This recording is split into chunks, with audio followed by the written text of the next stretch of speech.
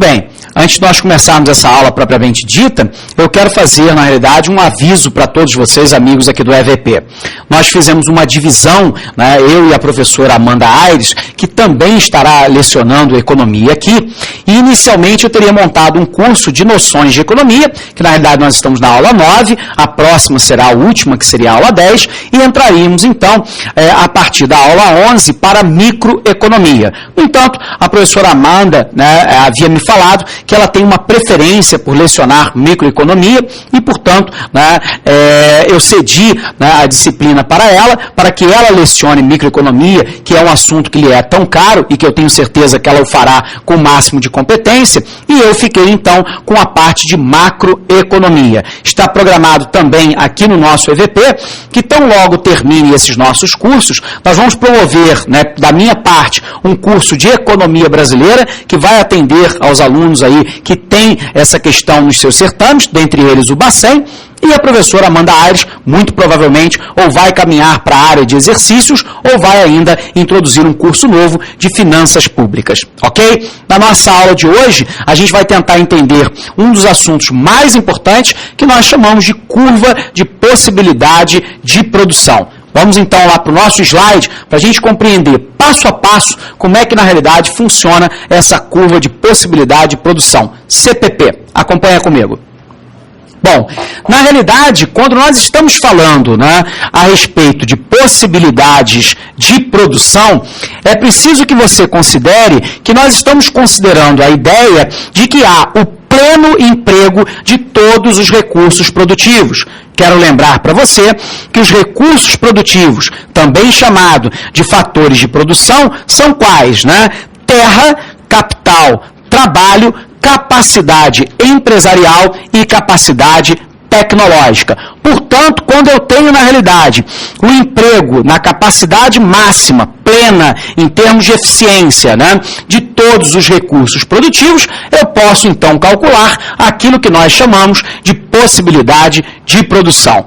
Para nós tentarmos entender essa curva de possibilidade de produção, nós vamos introduzir uma tabela de possibilidade de produção de dois itens, né, que genericamente aqui nós vamos considerar de camarão e de tilápia. Isso poderia ser de qualquer outro produto, de televisão e geladeira, ou de automóvel e ainda de máquina de costura. Nós pegamos aqui duas grandes ideias, que é de camarão e tilápia.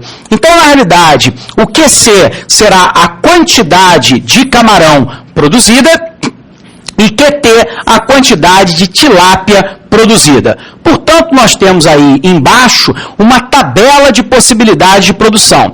Os produtos, né? Quantidade de camarão e quantidade de tilápia, e a quantidade máxima a ser produzida. Portanto, nós temos aí a quantidade de camarão máxima a ser produzida, no ponto A igual a 100, significa que eu vou estar, então, utilizando todos os recursos produtivos, todos os fatores de produção na produção de camarão, e, portanto, eu não poderei produzir nada de tilápia.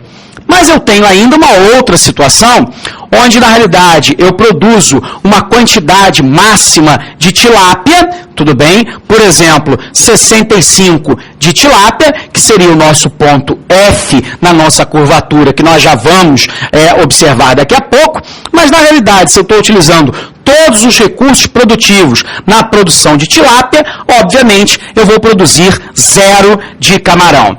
É claro que nós podemos ter também aquilo que nós chamamos de possibilidades intermediárias. Eu posso, por exemplo, estar no ponto B da nossa curvatura, produzindo 90 de camarão e produzindo 20 de tilápia, ou ainda no ponto C, com 80, né, de camarão e 40 de tilápia, no ponto D, 50 e no ponto E, 30 de camarão e 60 de tilápia. Quero te lembrar sempre que esses valores são apenas ilustrativos e, obviamente, não representam a realidade.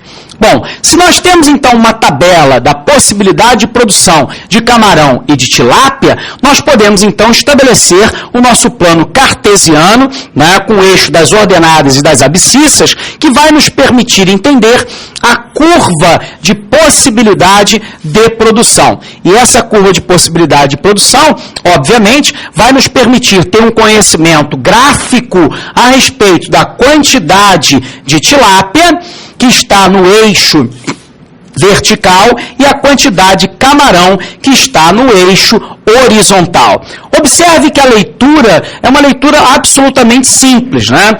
De acordo com a nossa tabela, no ponto A, quando eu estiver produzindo 100 de camarão, eu estarei produzindo 0 de tilápia. Mas eu posso ter os pontos intermediários, por exemplo, o ponto B, produzindo 90 de camarão e 20 de tilápia, mas eu posso ter o ponto C, produzindo, portanto, 80 de camarão e 40 de tilápia, o ponto D, né, com 50 de camarão, 50 de tilápia, o ponto E, né, 30 de camarão, 60 de tilápia, e o ponto F, onde eu produziria 65 de tilápias e, portanto, 0 de camarão.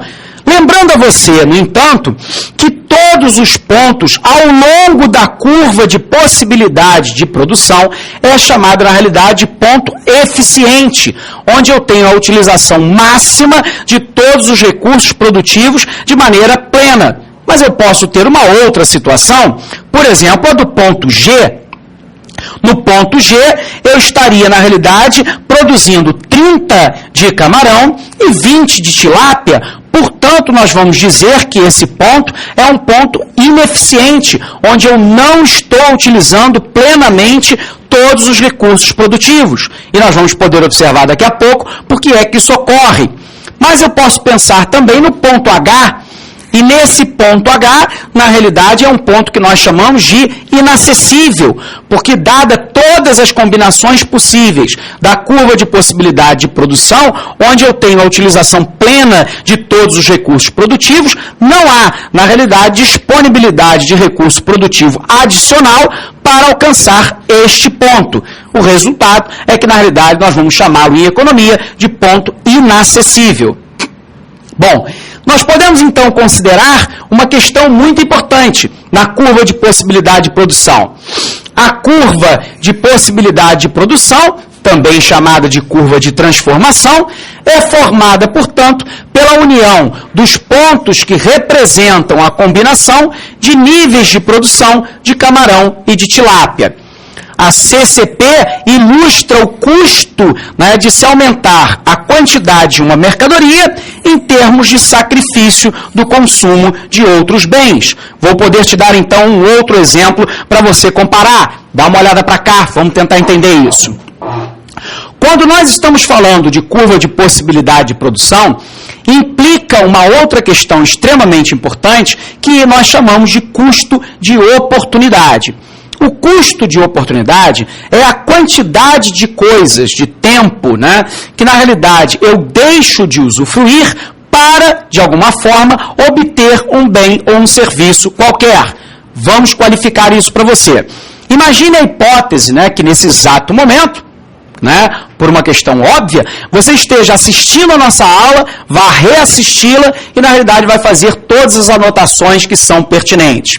A pergunta é, qual é o custo de oportunidade de você estar sentado aí, assistindo a nossa aula e anotando todos os detalhes? É, por exemplo, não estar descansando, não estar dormindo, não estar na praia ou não estar realizando qualquer tipo de outra atividade. Portanto, o custo de oportunidade é a quantidade daquilo que você deixou de fazer em relação àquilo que você se encontra fazendo ou obtendo neste momento. Vamos lá para o nosso quadro, então, de novo. Se nós sabemos que a curva de possibilidade de produção, né, na realidade, ilustra o custo de aumentar a quantidade de uma mercadoria em termos de sacrifício em consumo de outros bens, é importante que você entenda que essa curva pode ter deslocamentos. Eu posso, por exemplo, ter um deslocamento, né, de uma curvatura de possibilidade de produção, que aqui nós vamos chamar de CPP igual a 0, para uma CPP1, ou seja, você tem uma redução da curva de possibilidade de produção. Mas a pergunta é, por quê? Na realidade, o primeiro elemento poderia ser a transferência de recursos produtivos para outros setores da economia. Exemplo, eu estou transferindo recursos produtivos, terra, capital, trabalho, capacidade empresarial e capacidade tecnológica da aquicultura, ou seja, da criação de camarão e tilápia, por exemplo, para a agricultura. Mas eu posso pensar numa outra possibilidade de que, na realidade, a utilização da aquicultura sofreu uma degradação ambiental, comprometendo o desempenho da sua produção. Resultado, por uma degradação ambiental, a curva de possibilidade de produção será então recuada, tanto no que diz respeito à produção de camarão, quanto no que diz respeito à produção de tilápia. Mas eu quero te recordar também que nós podemos ter um outro deslocamento da curva de possibilidade de produção. Quando, na realidade, eu tenho a curva de possibilidade de produção 0 e quando eu tenho a curva de possibilidade de produção 2. Isso porque a 1 foi o recuo da curva de possibilidade de produção e a CPP2 é, na realidade, o seu avanço. Ou seja, a curva de possibilidade de produção nos mostra uma expansão das possibilidades de produção de tilápia e de camarão. Bom, a pergunta é, como é que isso se dá? Por exemplo, com a importação de recursos produtivos para o setor aquícola, ou seja, eu posso retirar recursos ou fatores produtivos da agropecuária, apenas como exemplo, terra, capital, trabalho, capacidade empresarial e capacidade tecnológica para o setor aquícola, ou ainda uma determinada inovação tecnológica qualquer, por exemplo, a inseminação artificial das tilápias, que permita uma produção maior de tilápia, ou ainda uma condição de alimentação para o camarão que permita a sobrevivência de um número maior de indivíduos, aumentando, portanto, a sua capacidade produtiva. Portanto, eu tenho o quê? Um deslocamento da curva de possibilidade de produção. Lembrando a você que todas as vezes que nós estamos falando, da curva de possibilidade de produção, nós estamos tendo em mente aquilo que nós chamamos de eficiência produtiva. E quais são as condições dessa eficiência produtiva? Primeiro, o pleno emprego dos fatores de produção, a ausência de capacidade ociosa e padrões ótimos de desempenho da atividade econômica. Se essa tríade estiver realizada, eu tenho aquilo que nós chamamos de eficiência produtiva, e tendo a eficiência produtiva, então, eu posso montar a minha tabela de possibilidades de produção e, a partir da tabela, eu posso montar o meu gráfico com a curvatura de possibilidades de produção. Ok? Muito bem, um forte abraço para você e até a próxima aula.